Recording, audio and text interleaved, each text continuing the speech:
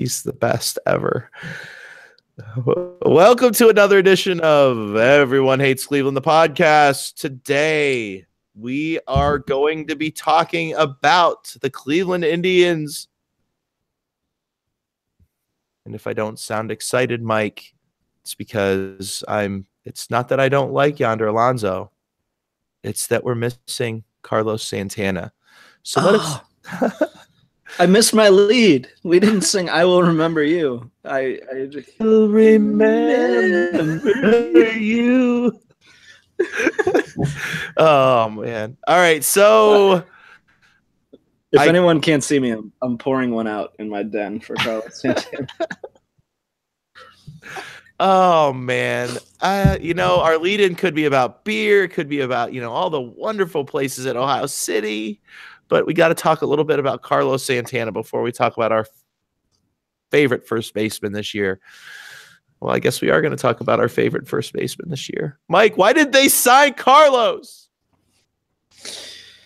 I guess I understand the money. Brantley costs money. Gomes costs money. Kipnis costs money.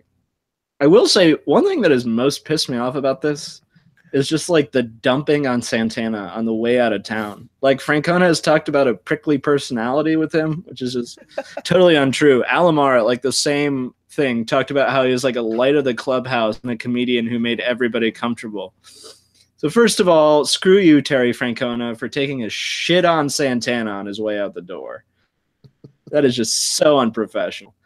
Second of all, I haven't appreciated certain authors at the Cleveland Plain Dealer who I cannot name who have done similar actions of criticizing how he'll be able to handle the Philadelphia media when like Hamilton and the Plain Dealer have rapped on him for 5 years. So yeah, you know what? We love you, Carlos. You deserved better. This isn't Boston. This isn't New York. This isn't okay. I'm sorry. Well, I don't know how to follow that up. I don't know how to follow that up, so I'll just leave it there. I don't know. My biggest curiosity about Carlos Santana has always been the clubhouse because he has always been about as affable a person as you could ever want. The fun part of this is you get to hear how, Jason Kipnis is the leader in the clubhouse and Michael Brantley is the leader in the clubhouse. But seems to me over the years, the glue of the team has been the steadiest offensive player, a guy who will position himself wherever it takes to make the team better, including left field and third base, right field as well, and became an above average to great first baseman in his last year here. And, now he's no longer an Indian, so we can't, I guess next year we'll have to do the Philadelphia Phillies positional previews for some podcast in Philly. Kipnis is if you're like at all in step or in touch with this organization, you know that Kipnis runs his mouth all the time to the point that like he's not a huge inspiration to this locker room. And you also know that Brantley and Kluber are both so quiet that the Indians have had huge issues when they struggle with leadership roles when those guys are at the head of the team. Now, thankfully, there are new stars, they're different guys, and they have massive chips on their shoulders, and they're like both 24 and 25 years old. Mm-hmm. We all know who they are. Yeah. But, I mean, seriously, I'm not okay with... All right, let's move on. It's fine. I like when I get Mike fired up about the things that I care about most on a baseball team. It makes me happy. You know what? It is one last time. This guy tried to learn third base to make the Indians better. He learned first base and became a Gold Glove candidate at it to make the Indians better. He played catcher for multiple years. He then, in the World Series, went and played an outfield position so they could get his bat in the lineup to make them better. And someone talks about like a prickly personality. Are you effing kidding me? What the hell? This guy is the best Indian I've watched in terms of like busting his ass to make the team better and sullying his entire reputation because he went and signed a very affordable deal with Philly. Screw off. I don't care anymore. Is this where I should mention how much they offered him? 3 and 36. What an opening salve that was. What respect they showed him. Oh, man. All right. So our current first baseman, gosh, this is going to be bad. No, I don't think so. The Indians did go out and sign a guy to play first base. Yonder Alonso comes over this year. They signed him to a pretty affordable deal. Again, a guy, Mike, who we have over the years, Michael Brantley actually started this, which is going to be ironic, I think, in this conversation. But the Indians have certainly steered kind of their direction in signing players to these smart guys who will do everything they can offensively to try to change their game to improve it. We talked about, I think one of the guys we talked about in the past doing that was Brantley, as I mentioned, but we've seen guys like Lindor and guys like Jose Ramirez do the same. Yonder Alonso is certainly in that curve, had a big season last year, definitely saw an uptick in power and some other things as well. Hit the ball a little harder. Talk about Yonder Alonso. I know he's not Carlos Santana, but there does seem to be some potential there to have a really good offensive season here in Cleveland. Part one. And part two, his defense has been getting knocked quite a bit. And I know I'm kind of throwing this out of left field, but it seems to me and everything that I've read about him prior to last year that he was considered a really good defensive first baseman. Is it possible in the wake of losing Carlos Santana that we may have gotten a better player than people think? Yeah, I think we did. I think the Phillies paid for Santana's stable production. That doesn't mean he's going to wildly outproduce what's behind him. It's that he was a far better stability bet. The Indians are really talented and deep in some places, and they have a really good division, and they said, we can afford to make a really cheap sort of high upside play. I mean, I think there's a 10% chance Alonso matches or outplays Santana this year. I don't think it's small. I mean, this guy mashed last year in Oakland, which is a tough place to hit. There's obviously a reality where they're gambling on whether the fly ball changes are real, whether pitchers can make counters, whether Alonso can handle counters. I mean, we're going to get to see that and live it out, but he's a competent defender, I think. I think everybody thinks he's a fine defender who just had one weird UZR year that everybody's using. So I think he's going to be rock solid. I think he's going to be really decent. I think he's not going to quite be Santana, but he's going to be fine for really cheap. And since the Indians apparently can't afford anything, even though they have a 25% increase in ticket sales this year, I think we can, Well, I think the chalk it up to he's a good fit. The most disconcerting piece to me about Santana that you didn't hit on is that Santana, probably the biggest asset to me regarding Santana, especially offensively. Well, everybody talked about the walks. Everybody talked about the power or the lack of power, depending on who you talk to. That's for another day.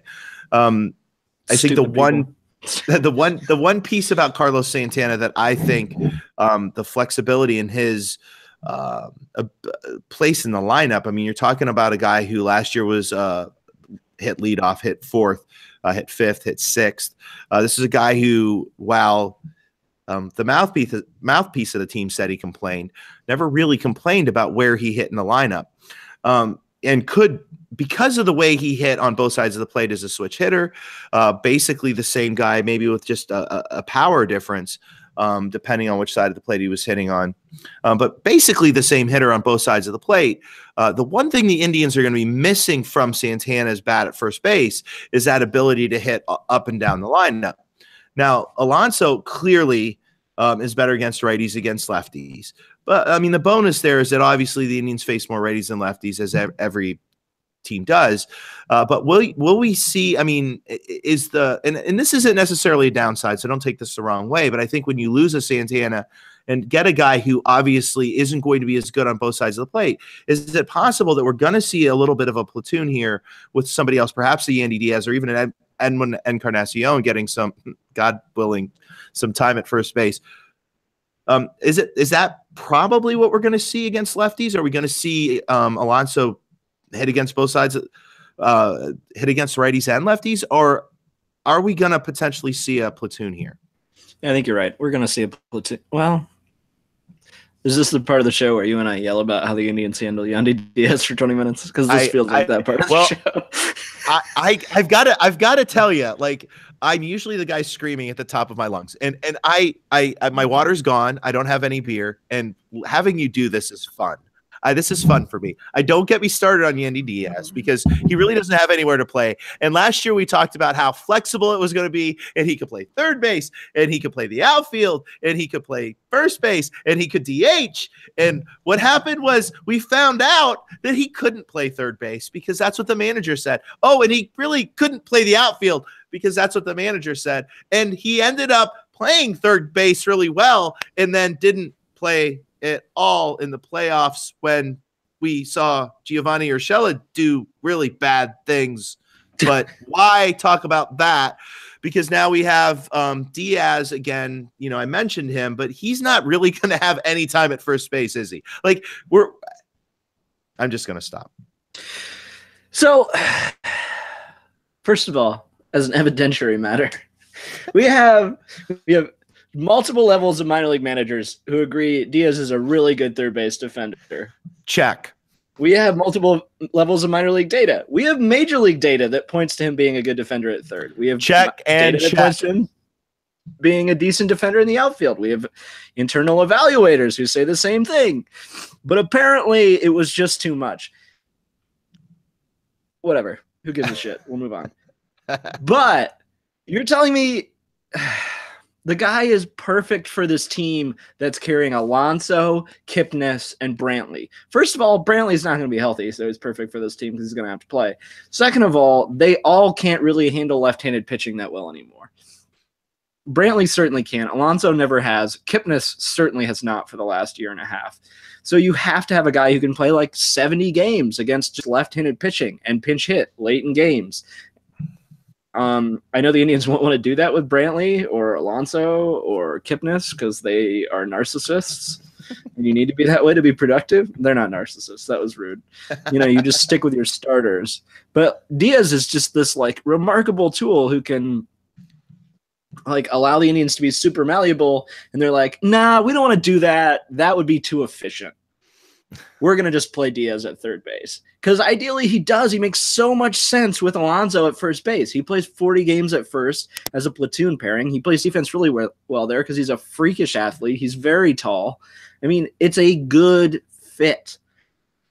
I mean, who knows if it happens? I don't know. If you look at Yandy Diaz, know he plays baseball and took a guess at what position he played, I'm guessing most people would say first base. That's beside the point. You cannot convince me that like this is what they're going to do. I guarantee you. We're going to see games where Encarnacion plays first and Diaz DHs because they're like worried about Diaz's defense. And no, they are not. I don't care. I don't care if Diaz has played first like 5 times in his life. Edwin Encarnacion has the mobility of a dead person. I mean, that guy should not wear a glove anymore. So, no, put Yandy Diaz at first base. Man, 1 year of life has changed you so, Mike. This has been a lot of fun. You're probably right. I think that, is it one of those things, though? I mean, when you look at the makeup of the team, again, talking about Michael Brantley, and I think most of us assumed incorrectly that Michael Brantley was going to be playing first base this year.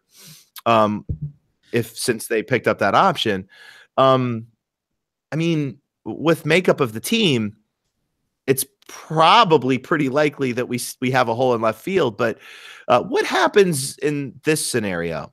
What happens in the scenario in which Michael Brantley can't play left field but isn't hurt enough not to play?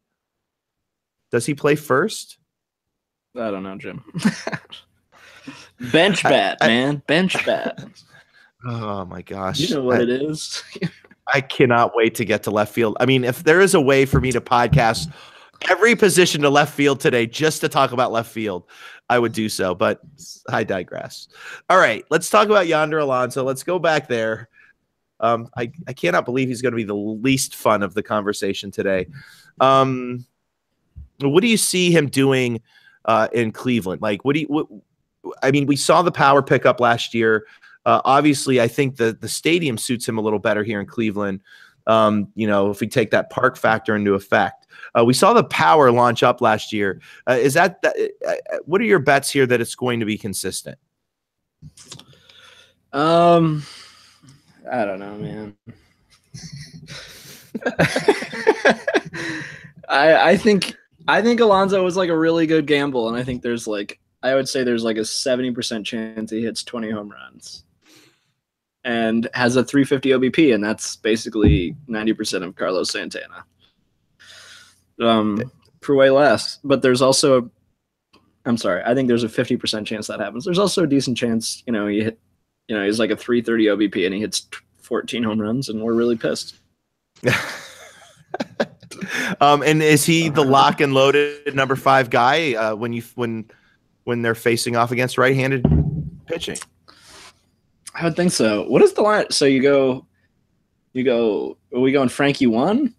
Yeah, I mean that's. I'm assuming Frankie 1 since that's the way that they were shifting at the end of last year. So you go Frankie 1. Yes, the 2 hole is. So let's Kipnis 2. Well, until he gets punted. Well, but wait. What about Brantley? I mean, are we gonna see a scenario where we have Lindor 1, Brantley 3, Encarnacion 4? Where's Ramirez hitting? Don't do this shit to me, Jim. Ramirez 5, Alonso 6. There's your lineup. I'm gonna have to have somebody now, seize my phone for that lineup. I mean, listen, I don't care what anyone says. If Michael Brantley's healthy, when he's healthy, he's hitting third. He's hitting third. You can't convince me that he's not hitting third. And he'll get 60 games there. I mean, he's going to hit third. And everybody, you know what's going to suck? Everybody listening to this right now, not everybody. A lot of people listening to this right now are going to be pissed off because we like Carlos Santana and are shitting on Michael Brantley right now. How the hell did they pick up that contract? I don't know, man. Look, I think Brantley can be super useful for like 80 games, but he also is now like your 6th best offensive player when he's healthy. 5th? Okay, can I ask you this? Looking at the market, and of course, we can't know the market. We can't know the market on November 3rd. We're not those guys. But I'm sure that there are lots of front office people that knew this was going to happen. Let me ask you a question. Looking at the market, and I know this is hindsight, but give me a break. People knew this was going to happen. Who is going to sign Michael Brantley at $12 million? Who? We heard the White Sox. Are the White Sox signing him at $12 million? Who's going to sign Michael Brantley? Look at all the people still out there that are free agents. Would Michael Brantley be on a baseball team right now for $12 million? What's great is when Lorenzo Cain signs for $3 and $51, and you could have had 24% of Brantley's of Cain's contract from your Brantley option. Oh, and you could have just let Chisenhall walk too. That would be $20 million. So you could have had about 40+% of a Cain deal with how this market's playing. YOLO, man. YOLO. You only live once. Sign Brantley. Nihilism at its finest. Okay. So was this was first base, right? First base. All right. All right. So I guess there's really not much more to say about first base. Yonder Alonso is a big gamble. Carlos Santana was not. We got him at a bargain. Maybe it'll pay off. Maybe it won't. And that puts Encarnacion as a potential platoon mate to field. That would be like bringing Hafner back to play first base. But the depth is interesting. 20 seconds on depth. Yeah, we got plenty of time on depth. It's just Bobby Bradley. That's literally it. He's going to be in AAA this year. He cut his strikeouts a ton last year. He's still hitting for power. He's not a fun interview. You know what was fun about him last year, though? You know what was fun about him last year? You could see, and again, talking about these IQ players, you could see him developing over the year. Like you could see him working things out over the year as the year progressed. And I think, the worries that we've had about a guy like, Bradley Zimmer, who has had kind of pretty locked struggles over the past 3 seasons. You could see Brantley, a lot of things changing with Brantley, especially the eye at the plate. I got to admit, after looking at the numbers this year, Mike, I've not been high on Bradley. I've thrown him into every single potential deal possible. He could probably be more interesting than we've been giving him credit, don't you think? Yeah, last year was really, I mean, he was young for his level. He cut his Ks by a ton. He started using the opposite field more. And he's still carried elite power. Well, and he's doing this at the levels you don't generally do this at, which is really shocking to me. Because go ahead. Yeah, I mean, a 21-year-old in AA, like, you don't cut your K percentage by like 7 points and still like shred the ball. Yeah. So I mean, there's clearly something there.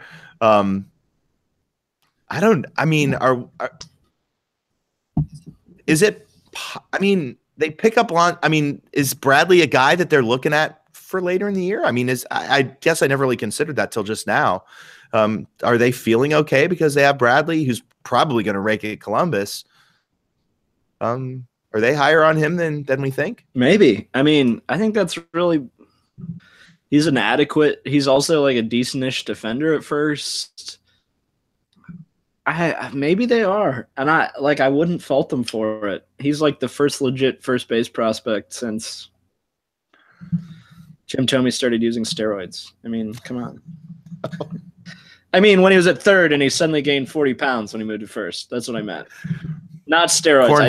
I didn't say that. Corn fed, man. He was working the farm in the winter. I know how it is. You go and dig in the farm in the winter when you can't grow anything.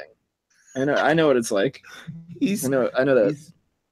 He's corn fed, man. All right. It's cow fed.